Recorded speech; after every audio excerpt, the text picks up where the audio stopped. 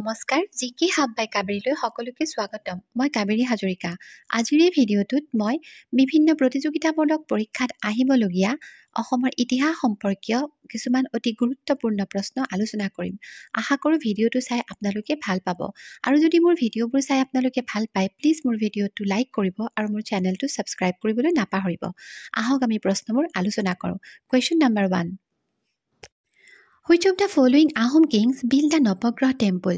তলত দিয়া কোনজন আহোমৰ ৰজাই নৱগ্ৰহ মন্দিৰটো নিৰ্মাণ কৰিছিল? অপচনবোৰ হৈছে option A Rajeswar Singha, option B Rudra Singha, option C Jayadhwaj Singha, option D Gadadhar Singha আৰু শুদ্ধ উত্তৰটো হৈছে অপচন এ ৰাজেশ্বৰ সিংহ।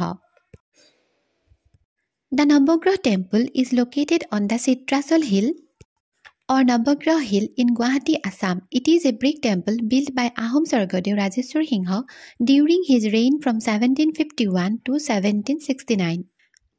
নৱগ্ৰহ মন্দিৰটো অসমৰ গুৱাহাটীত থকা চিত্ৰাচল পাহাৰ নাইবা নৱগ্ৰহ পাহাৰত অৱস্থিত আৰু এই মন্দিৰটো আহোমৰ স্বৰ্গদেউ ৰাজেশ্বৰ সিংহই তেওঁৰ ৰাজত্ব কালত ইটাৰে নিৰ্মাণ কৰিছিল আৰু সেই সময়ছোৱা আছিল 1751 চনৰ পৰা 1769 চনৰ ভিতৰত next question In the Sanskrit inscriptions, the name of Naranarayan is mentioned as সংস্কৃত শিলালিপিত ৰজা নৰনাৰায়ণৰ নামটো কি বুলি উল্লেখ কৰা হৈছে অপচনবোৰ হৈছে option A Prithu option B Chilarai option C Malladev option D Kumar Raja আৰু শুদ্ধ উত্তৰটো হৈছে option C Malladev Naranarayan was the son of Biswa Singha Naranarayan হৈছে বিশ্বসিংহৰ পুত্ৰ he was the last ruler of the undivided Koch kingdom of Kamata আৰু তেওঁ হৈছে অবিভক্ত কমতাৰ কোচ সাম্ৰাজ্যৰ শেষৰজন ৰজা next question The Koch dynasty reached its peak under dash and dash Koch সাম্ৰাজ্যই কোনজন ৰজাৰ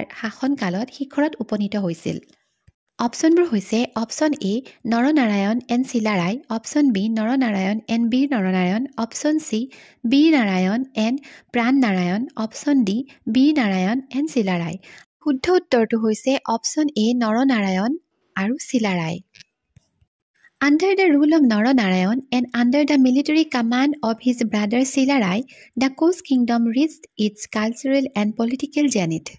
কোচ ৰজা নৰনাৰায়ণৰ শাসনকালত আৰু তেওঁৰ ভাতৃ শিলাৰাইৰ সামৰিক নেতৃত্বত কোচ সাম্ৰাজ্যই সাংস্কৃতিক আৰু ৰাজনৈতিক শিখৰত উপনীত হ'বলৈ সম্ভৱপৰ হৈছিল next question The Koch king Naranarayan introduced a silver coin during his reign. What is the name of the coin?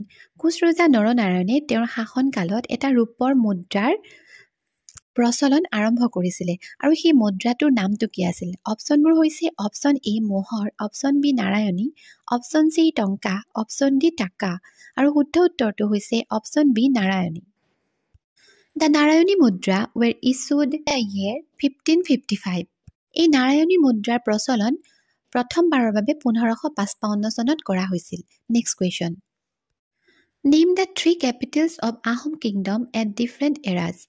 অসমত আহোমসকলৰ ৰাজধানী বিভিন্ন যুগত বিভিন্ন ঠাইত আছিলে আৰু সেই তিনিটা ৰাজধানী ক'ত ক'ত আছিলে তাৰ নাম কেইটা কি option A Tipam Namrup Garhgaon option B Charaideo Jorhat Garhgaon option C Charaideo Garhgaon Jorhat option D Moran Bhogdoi Charing আৰু শুদ্ধ উত্তৰটো হৈছে অপচন চি চৰাইদেউ গড়গাঁও আৰু Jorhat Swargadeo Sukaphaa made Charaideo his first capital in 1253 CE Swargadeo চুকাফাই তেওঁৰ প্ৰথম যিটো ৰাজধানী আছিলে সেই ৰাজধানীখন চৰাইদেউত 1253 খ্ৰীষ্টাব্দত স্থাপন কৰিছিলে Ahom king Suklengmung moved his capital to Gorgaon in 1540 আৰু আহোম ৰজা Suklengmunge তেওঁৰ কেপিটেল অৰ্থাৎ ৰাজধানী গড়গাঁৱলৈ স্থানান্তৰিত কৰিছিলে 1540 খ্ৰীষ্টাব্দত next question Who established Jorhat as the capital of the Ahom kingdom?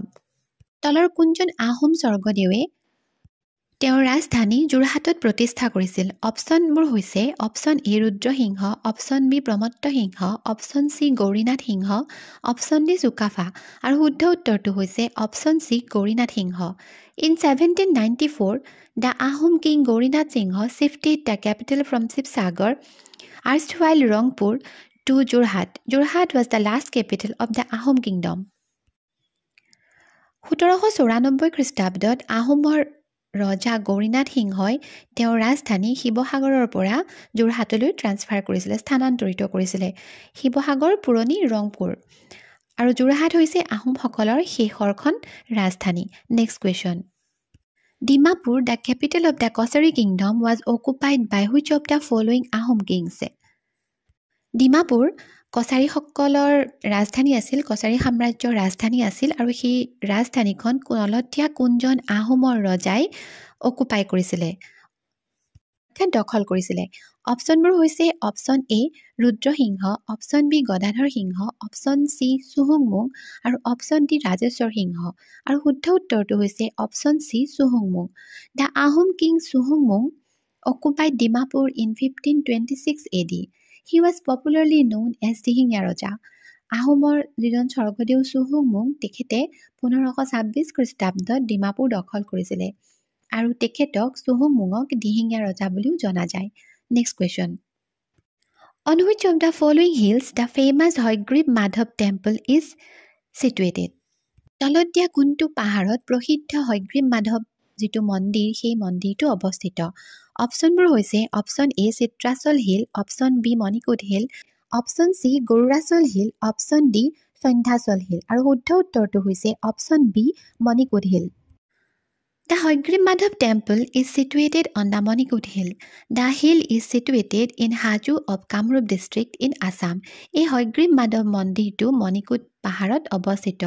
এই মণিকোট পাহাৰটো অসমৰ কামৰূপ জিলাৰ হাজোত অৱস্থিত। Next question. Umachal Rock Cave is located in which of the following places of Assam? উমাচলৰ শিলৰ গুহা বা উমাচলৰ শিলালিপি অসমৰ কোনখন ঠাইত অৱস্থিত? অপশ্যনবোৰ হৈছে option A Guwahati, option B Nagaon, option C Tezpur, option D Golaghat. আৰু শুদ্ধ উত্তৰটো হৈছে option A Guwahati. Umachal rock inscription is located in the Nilachal hills of Guwahati. Umachal শিলালিপি এই গুৱাহাটীৰ নীলাচল পাহাৰত পোৱা যায়। It contains an illustration of Balaram আৰু ইয়াত বলৰামৰ কাহিনী বৰ্ণনা কৰা হৈছে। The Umachal rock cave was discovered in February 2012. The inscriptions were done during the rule of Mahendra Varman of the Kamrup dynasty. উমাচলৰ শিলালিপি 2012 চনৰ ফেব্ৰুৱাৰী মাহত আৱিষ্কাৰ কৰা হৈছিলে, পোৱা গৈছিলে আৰু লগতে এই যিটো শিলালিপি কামৰূপ সাম্ৰাজ্যৰ যিজন ৰজা মহেন্দ্ৰ বৰ্মন তেখেতৰ দিনত লিপিবদ্ধ কৰা হৈছিল। Next question. Which of the following is known as Panimua rebellion? তলত দিয়া বিদ্ৰোহবোৰৰ ভিতৰত কোনটো বিদ্ৰোহক পানীমোৱা বিদ্ৰোহ বুলি জনা যায়? অপশ্যনবোৰ হৈছে option A Moamoria rebellion, option B Munda rebellion, option C Phulaguri uprising, option D Patharughat revolt.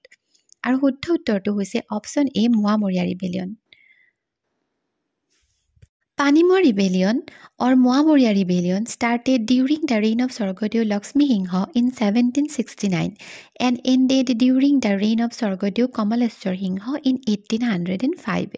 It continued up to 36 years. পানীমোৱা ৰিবেলিয়ন বা মোৱামৰীয়া ৰিবেলিয়ন আৰম্ভ হৈছিলে স্বৰ্গদেউ লক্ষ্মী সিংহৰ দিনত 1769 চনত আৰু এই মোৱামৰীয়া বিদ্ৰোহ বা পানীমোৱা বিদ্ৰোহৰ শেষ হৈছিলে, পৰিসমাপ্তি ঘটিছিল স্বৰ্গদেউ কমলেশ্বৰ সিংহৰ দিনত 1805 খ্ৰীষ্টাব্দত বা 5 চনত। আৰু এই যিটো বিদ্ৰোহ 36 বছৰ ধৰি চলি আছিলে। বন্ধুসকল, আজিৰ ভিডিঅ'টোত ইমানেই। আশা কৰোঁ আপোনালোকে মোৰ ভিডিঅ'টো চাই উপকৃত হ'ব আৰু যদি মোৰ ভিডিঅ'বোৰ চাই আপোনালোকে ভাল পায় প্লিজ মোৰ ভিডিঅ'বোৰ লাইক কৰিব আৰু মোৰ চেনেলটো ছাবস্ক্ৰাইব কৰিবলৈ নাপাহৰিব। ধন্যবাদ।